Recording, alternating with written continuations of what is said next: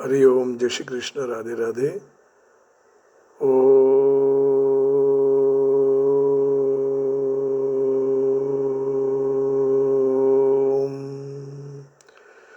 बंशीधरं तोत्रधरं नमामि मनोहरं मोहहरं च कृष्णं मालाधरं धर्मधुरं धरं च पार्थस्य सारथ्यकरं च देवं कर्तव्यदीक्षां च समत्वशिक्षां ज्ञानस्य भिक्षां शरणागतिं च ददाति गीता करुणाद्रभूता कृष्णेन गीता जगतो हिताय।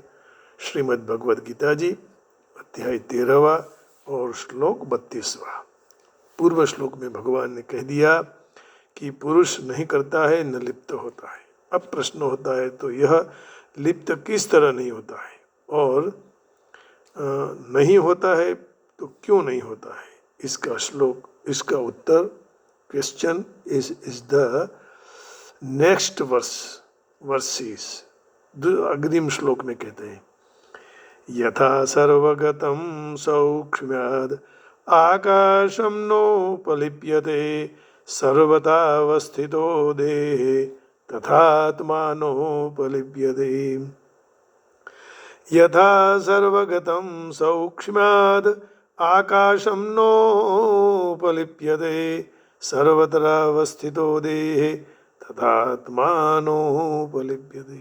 जैसे सब स्थल पर व्याप्त हुआ आकाश अत्यंत सूक्ष्म होने के कारण कहीं भी लिप्त नहीं होता है, लेपातु नहीं, इसी तरह सर्वत्र परिपूर्ण आत्मा कोई भी देह में लिप्त नहीं होता है। कोई भी देह में उसको मोह नहीं रहता है, ये तो हम मान लेते हैं। જેમ સર્વસ્થળે વ્યાપેલું આકાશ અત્યંત સૂક્ષ્મ હોવાના કારણે ક્યાંય લેપાતું નથી, इसी तरह सर्वत्र परिपूर्ण आत्मा कोई भी देह में लिप्त नहीं होता है। पूर्व श्लोक में भगवान ने न करोति पदों से पहला कर्तृत्व का और बाद में न लिप्यते पदों से भोक्तृत्व का अभाव बताया। न कर्तृत्व है भगवान में माने आत्मा में, और न भोक्तृत्व है। न करोति से कर्तृत्व नहीं है, अकर्तृत्व है। न लिप्य से भोक्तृत्व नहीं है, अभोक्तृत्व है, माने भोक्तृत्व का अभाव है। परंतु इन दोनों को विवेचन करते हुए इस श्लोक में पहले भोक्तृत्व के अभाव की बात बताई और आगे के श्लोक में कर्तव्य के अभाव की बात बताएंगे। इसलिए यहाँ ऐसा व्यतिक्रम रखा कि भगवान का क्या भाव है, इसके उत्तर में कर्तृत्व के बाद ही भोक्तृत्व आता है। अर्थात कर्म करने के बाद ही कर्म के फल के भोगने की इच्छा होती है। फिर भी मनुष्य जो कुछ भी करता है पहले कोई भी फल सिद्धि का उद्देश्य मन में रखकर ही करता है। इसलिए मन में पहले भोक्तृत्व आता है, उसके बाद उसके अनुसार काम करता है, फिर कर्तृत्व आता है। इस दृष्टि से भगवान यहाँ सबसे पहले भोक्तृत्व का निषेध करते हैं। भोक्तृत्व लिप्त का त्याग होते ही कर्तृत्व का त्याग अपने आप हो जाता है। अर्थात फलेच्छा का त्याग होते ही क्रिया करते हुए भी कर्तृत्व नहीं बनता है। यथा सर्वगतं सौक्ष्म्याद् आकाशं नोपलिप्यते। आकाश का कार्य वायु, तेज, जल और पृथ्वी है। इसलिए आकाश अपने कार्य वायु और चारों भूतों में व्याप्त है, परंतु यह चारों आकाश में व्यापक नहीं है, बल्कि व्याप्य है। व्यापक नहीं, व्याप्य है। चारों आकाश के अंतर्गत है, परंतु आकाश यह चारों के अंतर्गत नहीं है। इसका कारण यही हुआ कि आकाश की अपेक्षा है चारों स्थूल है और आकाश उनकी अपेक्षा में सूक्ष्म है। यह चारों सीमित है, शांत है, शांत नहीं, शांत, सदंत्य माने अंत वाले हैं, शांत माने पीसफुल।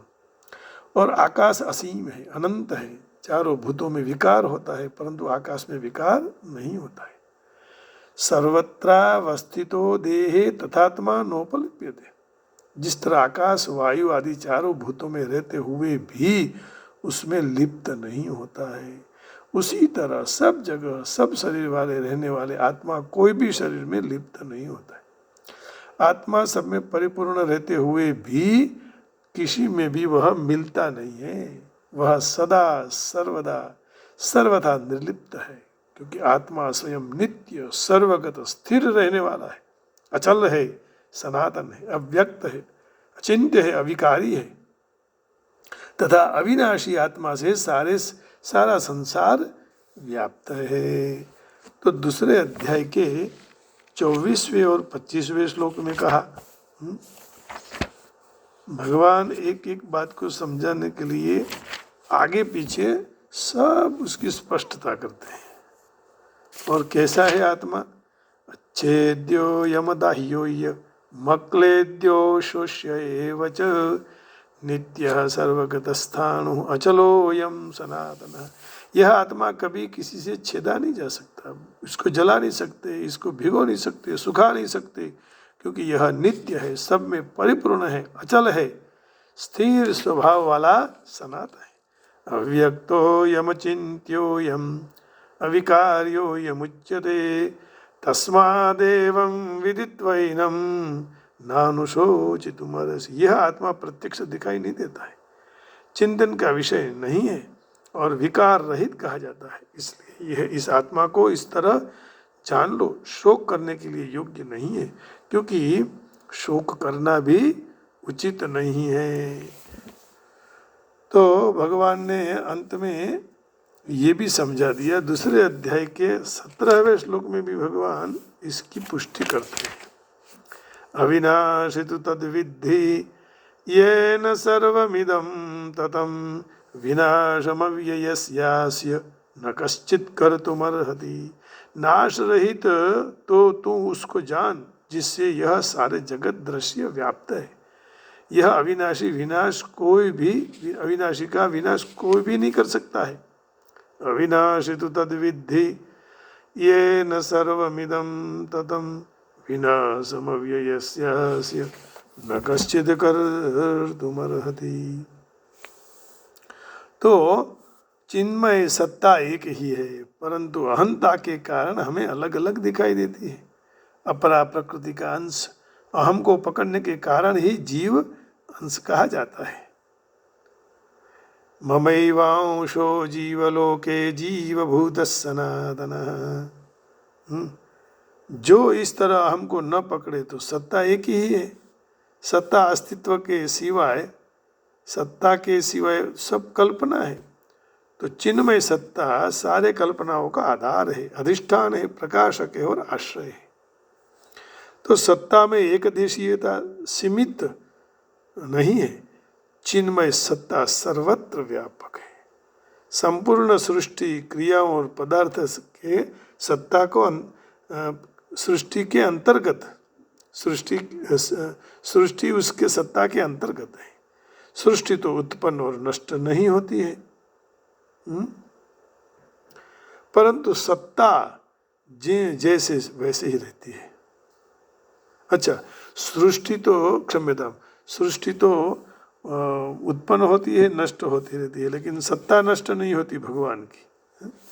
15वें अध्याय के 7वें श्लोक में जो स्पष्टता की, ममैवांशो जीवलोके जीवभूतः सनातनः मनःषष्ठानीन्द्रियाणि प्रकृतिस्थानि कर्षति।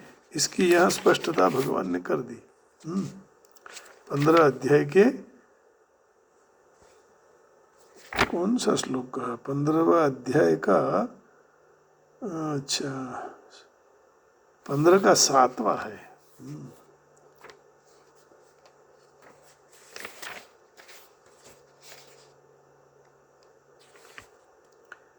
मनःषष्ठानीन्द्रियाणि प्रकृतिस्थानि कर्षति। इस संसार में जीव बने हुए आत्मा अपने हैं, मेरा जो आत्मा है पोते स्वयं मेरा सनातन अंश है। भगवान कह रहे हैं जीव बनेलो आत्मा पोते मारो ज अंश है। प्रकृति में रही हुई मन सहित 5 इंद्रियों को आकर्षित करते हैं, वो अपनी मान लेते हैं, इसलिए तो कष्ट है। तो जो अहम को न पकड़े तो एक ही सत्ता है। હું કહી છે ત્યાંથી સત્તા જુદી થઈ જાય છે। तो चिन्मय सत्ता सर्वत्र व्यापक है। संपूर्ण सृष्टि क्रिया और पदार्थ उस सत्ता के अंतर्गत हैं। सृष्टि तो उत्पन्न और नष्ट होती रहती है, परंतु सत्ता जैसे है वैसी ही यथावत है। तात्पर्य ये हुआ कि चिन्मय सत्ता न शरीरस्थ है और न प्रकृतिस्थ है, बल्कि आकाश की तरह सर्वत्र स्थित है। कौन? चिन्मय सत्ता, आकाश सर्वत्र स्थित है, अर्थात संपूर्ण शरीरों की संपूर्ण सृष्टि के अंदर बाहर सर्वत्र परिपूर्ण है। उसी सर्वव्यापी सत्ता का अपना यह स्वरूप है, वही तेज परमात्मा तत्व है। तात्पर्य यही हुआ कि सर्वदेशीय सत्ता एक है और योगियों का ये योग है, ज्ञानियों का ज्ञान है, भक्तों का भगवान है। साधक का लक्ष्य निरंतर सत्ता की तरफ जाना चाहिए, समझे। इसका अर्थ ये हुआ कि हमें भगवान की सत्ता की ओर ही जाना चाहिए, क्योंकि योगियोना योगे छे, ज्ञानियोना ज्ञानीए छे, भक्तोना भगवान छे। तो सत्ता में एक देशीयता अहम के कारण दिखाई देता है। तो यदि अहम सुख की इच्छा ऊपर टिका हुआ है, साधना करते करते भी साधक जहाँ है वहाँ सुख भोगने लग जाता है। सुख संगेन बध्नाति, 14वां अध्याय का 6वां श्लोक बोलते हैं, सुख संगेन बध्नाति। सुख आ जाता है तो आदमी बंध जाता है ना। तत्र सत्वं निर्मलत्वात् प्रकाशकमनामयम् सुख संगेन बध्नाति ज्ञान संगेन चानघ। हे निष्पाप अर्जुन, इस तीनों गुण में सत्व गुण तो निर्मल होने के कारण प्रकाशक और विकार रहित है, तो सुख की आसक्ति से माने सुख के अभिमान के द्वारा ज्ञान के संग द्वारा जीवात्मा को बांध देता है।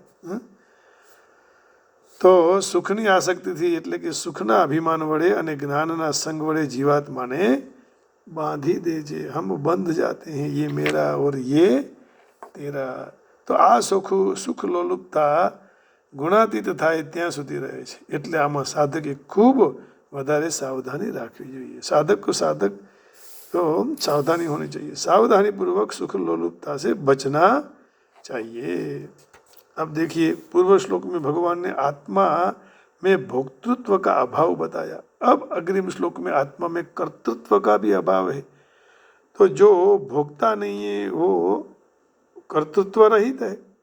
यथा प्रकाशयत्येकः कृत्स्नं लोकमिमं रविः क्षेत्रं क्षेत्री तथा कृत्स्नं प्रकाशयति भारत। यथा प्रकाशयत्येकः कृत्स्नं लोकमिमं रविः क्षेत्रं क्षेत्री तथा कृत्स्नं प्रकाशयति भारत।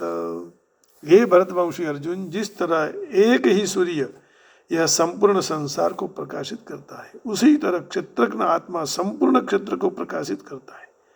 यथा प्रकाशयत्येकः कृत्स्नं लोकमिमं रविः।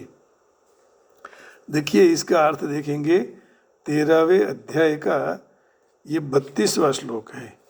माने हमें 31 और 32 और 33 दोनों का अर्थ हमें इंग्लिश में भी जान लेना चाहिए। अनादित्वान् निर्गुणत्वात् परमात्मायम् अव्ययः शरीरस्थोपि कौन्तेय न करोति न लिप्यते। तो यहाँ जो बताया है ये 33 माने 32 और 33 का, यथा सर्वगतं सौक्ष्म्यादाकाशं नोपलिप्यते सर्वत्रावस्थितो देहे तथात्मानोपलिप्यते। As the all-pervading ether is not contaminated by reason of its subtletly through permeating the body.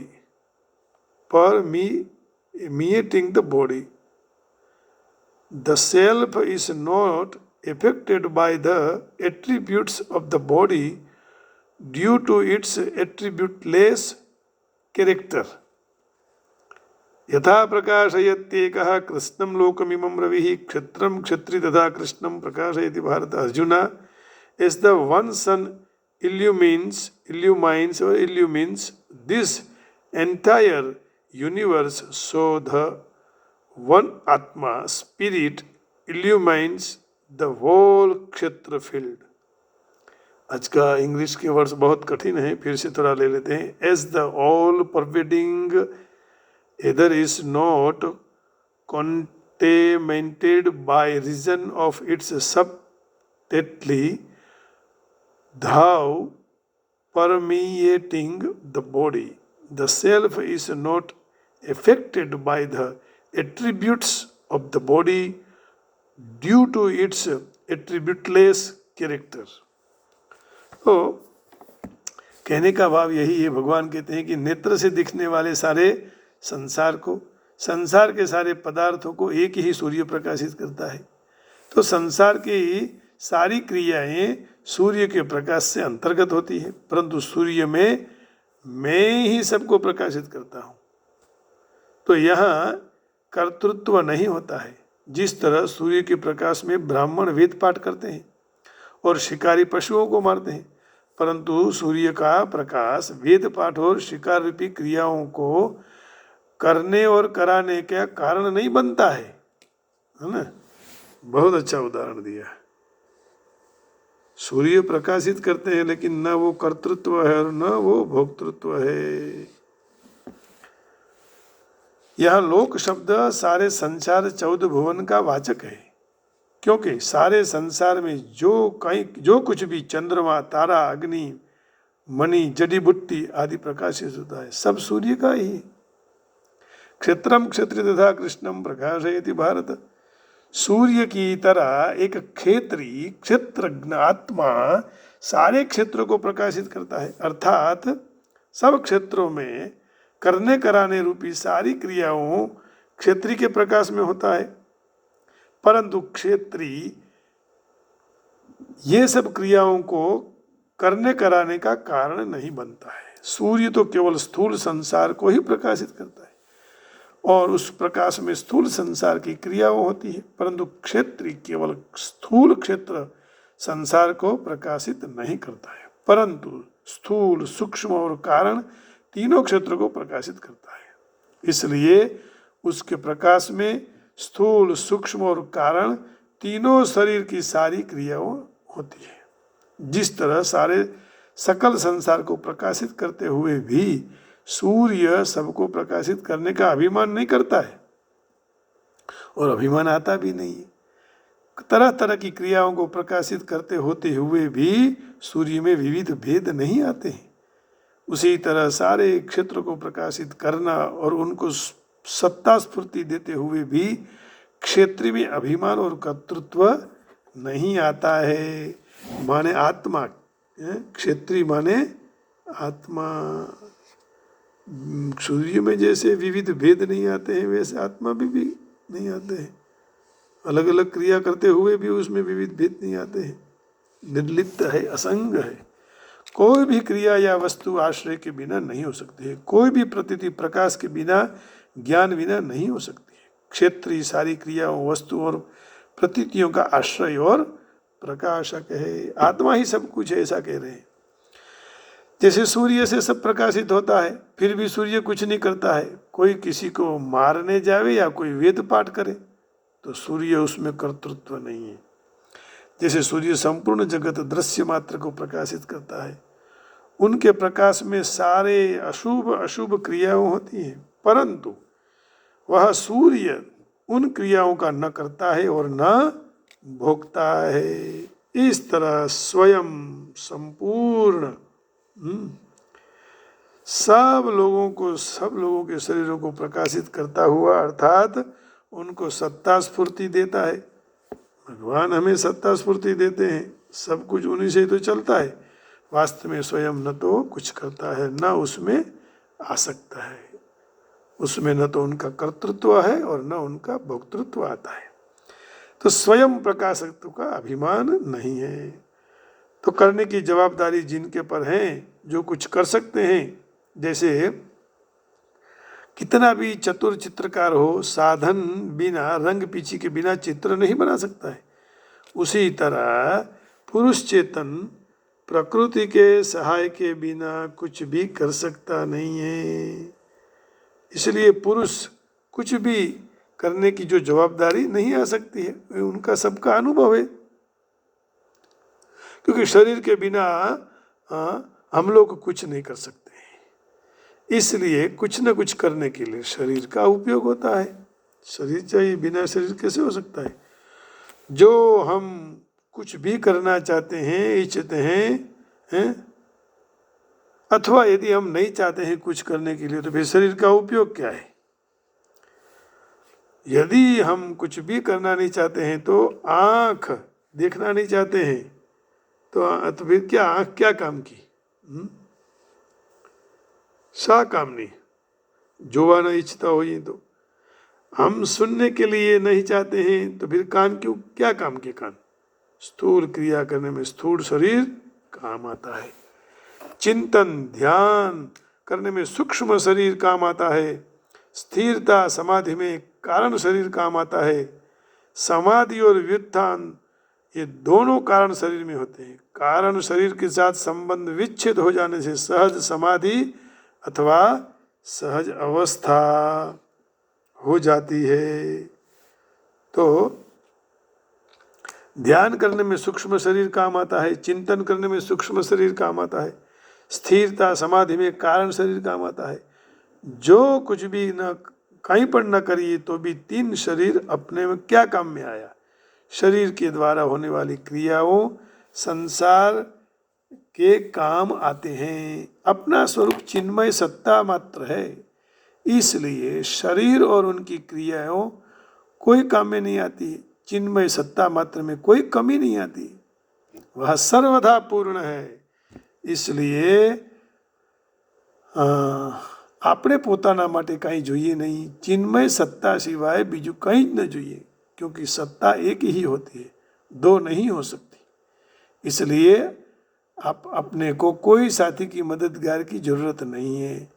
इस तरह न तो क्रिया के साथ संबंध कर्तृत्व है, न अप्राप्त वस्तु के साथ संबंध कामना है, और न प्राप्त वस्तु के साथ संबंध ममता हो, तो प्रकृति के साथ तादात्म्य में नहीं रहेगा। प्रकृति के साथ तादात्म्य में न रहने से प्रकृति में क्रिया तो रहेगी, परंतु कर्ता और भोक्ता कोई नहीं रहेगा। तो ये बहुत समझने लायक यहाँ आज बहुत अच्छा विषय छिड़ा कि कर्ता न भोक्तृत्व है न कर्तृत्व है। जैसे सूर्य प्रकाशित होता है, उसी प्रकाश में कोई वेद पढ़ ले, कोई बैठे कुछ खराब काम कर ले, कोई किसी को इसी प्रकाश में मार दे, तो सूर्य उसमें कारण रूप नहीं बनता है। उसी तरह इस शरीर से जो कुछ भी काम किया जाता है, वह शरीर अपनी वासनाओं के द्वारा कर रहा है। आत्मा कुछ नहीं करती है, वो निर्लिप्त है। और फिर भी इस शरीर को, शरीर में रहकर वह आत्मा चैतन्य रूप में प्रकाशित करता है कि ये अश्विन है, ये माधव है, ये मोहन है। भक्तों, इस दुख के समय में और मैं क्या आपके सामने, कोई भी कर्म करना हो, जैसे रंगरेज हो, यदि कलर करना चाहता है तो उसको भी पीछे की जरूरत पड़ती है ना। आइए तो 13वें अध्याय के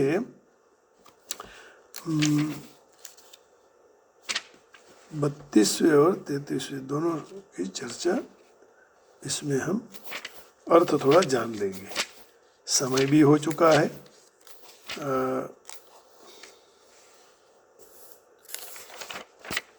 33 और 34। सबसे पहले 33। The sky due to its subtle nature does not mix with anything, although it is all pervading. Similarly, the soul situated in Brahman vision does not mix with the body, thou situated in that body. और फिर आगे कहते हैं अंतिम श्लोक में आज के यथा प्रकाशयति कः कृष्णं लोकमिमं रविः क्षेत्रं क्षेत्री तथा कृष्णं प्रकाशयति Bharat. O son of the Bharata, as the sun alone illuminates all this universe, so does the living entity,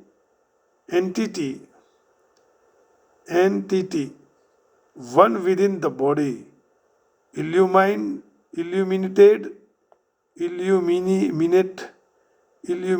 the entire body by consciousness. तो यहाँ आज का यह सत्संग पूर्ण करते पहले थोड़ा अर्थ 13वें अध्याय के इनके हिसाब से देख लेंगे ताकि इसमें भी संतुष्ट हो जाए. देखिए, यथा सर्वगतम सौक्ष्यात् आकाशम नोपलिप्यते सर्वत्र अवस्थितो देहे तथात्मा नोपलिप्यते. अब पानी में, कादव में, मल में, अन्य वस्तुओं में प्रवेश करता है ना, हवा प्रवेश करती है, और फिर भी कोई वस्तु साथ में नहीं मिलती है. इसी तरह जीव विभिन्न प्रकार के शरीर में रहते हुए भी अपनी सूक्ष्म प्रकृति के कारण उनसे अलिप्त रहता है. इसलिए भौतिक आंखें ये देखने का शक्य नहीं होता है. जीवात्मा किस तरह शरीर के संपर्क में है, शरीर के नष्ट होने के बाद उससे किस तरह अलग होता है, तो इसकी कोई भी वैज्ञानिक इसकी गारंटी नहीं दे सकता है. किसी को भी पता नहीं है कैसे अलग होता है, कैसे अंदर आ जाता है.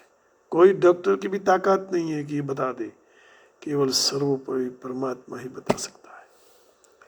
तो चेतना के बारे में कई मत है. भगवद गीता में सूर्य और प्रकाश का उदाहरण दिया है. जिस तरह सूर्य एक स्थान पर समग्र ब्रह्मांड को प्रकाशित करे, आत्मा रूपी सूक्ष्म कण हृदय में रहकर चेतना के द्वारा समग्र शरीर को प्रकाशित करता रहता है. जिस तरह धूप और प्रकाश सूर्य का पुरावा साक्षी है, उसी तरह चेतना आत्मा का साक्षी है. जब शरीर में आत्मा उपस्थित है तो सारे शरीर में चेतना फैली हुई है. जैसे आत्मा शरीर में से चला जाता है तुरंत चेतना लुप्त हो जाती है. और कोई भी बुद्धिशाली मनुष्य सहलाई से समझ सकता है कि चेतना जड़ तत्वों का संयोजन से पैदा नहीं होता है. वह जीवात्मा का लक्षण है. जीव की चेतना गुणात्मक तरफ परम चेतना के साथ अभिन्न होती है. फिर भी वह सर्वोपरि नहीं हो सकती है, क्योंकि एक शरीर की चेतना दूसरे शरीर की चेतना के साथ संबंध नहीं धारण करती. परंतु आत्मा का मित्र के रूप में सर्व शरीरों में स्थित परमात्मा सारे शरीरों को जानते हैं. परम चेतना और व्यक्तिगत चेतना में ही भिन्नता है. हमारी और इनकी आत्मा एक थोड़ी है, अलग अलग है. तो भगवान का संकीर्तन करते हुए विराम करेंगे. जय गिरिवरधारी, जय राधा माधव, जय कुंज विहरी, जय गोपी जन वल्लभ, जय गिरिवरधारी, जय राधा माधव, जय कुंज विहारी. यशोदानंदन जय ब्रजवंदन, यशोदानंदन जय ब्रजवंदन, जय गोवर्धन चारी, जय राधा माधव, जय गिरिवरधारी, जय राधा माधव, जय गिरिवरधारी, जय राधा माधव, जय कुंज विहारी. जय गोपी जन वल्लभ, जय गिरिवरधारी। जय गोपी जन वल्लभ, जय गिरिवरधारी। कृष्ण हरे कृष्ण, कृष्ण कृष्ण हरे हरे, हरे राम राम राम हरे हरे। कृष्ण कन्हैया लाल की जय। आप सब के हृदय में बैठे हुए भगवान को प्रणाम। राधे राधे। जय श्री कृष्ण, जय योगेश्वर, जय गिरनारी। ओम नमो नारायण, ओम नमः शिवाय। बाके बिहारी लाल की जय जय हो। जय जय राधा रमण बिहारी, जय जय राधा, जय माधव, जय गोविंदा, जय मोहना मोहना मोहन माधव, गोविंद वेंकटेश। जय शिव जय कृष्ण, जय राम जय गोविंद, जय कृष्ण जय शिव, जय शिव जय वेंकटेश। जय गोविंद जय माधव, जय मोहन मोहन, जय मोहन। माधवा मेरे माधवा, माधवा मेरे माधवा, माधवा मोहन शिव राम कृष्ण कृष्ण। जय जय कृष्ण, जय जय कृष्ण। कृष्ण कन्हैया लाल की जय। बस यही मस्ती आती रहे, आप सुनते रहें, हम सुनाते रहें, और सब पर भगवान की कृपा बनी रहे। इसी के साथ विराम। जय श्री कृष्ण, राधे राधे, हरि ओम।